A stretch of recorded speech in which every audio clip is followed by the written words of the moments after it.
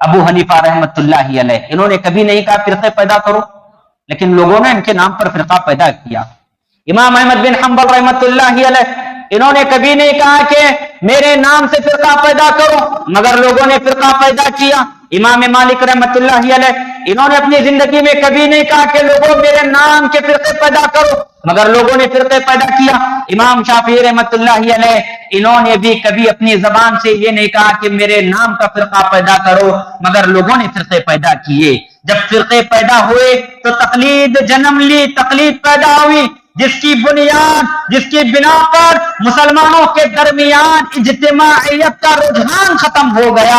ایک گروہ ہے وہ کہتا نہیں ابو حنیفہ رحمۃ اللہ علیہ کا قول یہ ہے، وہ دوسرے امام کے قول کو نہیں مانتا۔ ادھر حنبلی نے کہا کہ نہیں امام احمد بن حنبل رحمۃ اللہ علیہ کا یہ قول ہے، وہ ابو حنیفہ رحمۃ اللہ علیہ کے ماننے والوں کو نہیں مانتے۔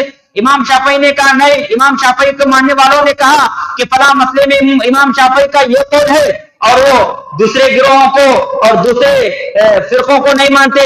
تو اس طرح مسلمانوں کے درمیان اختلاف پیدا ہوا اور ان کے درمیان اجتماعیت ختم ہو گئی، مسائل میں اختلاف کی وجہ سے، تفرقہ بازی کی وجہ سے۔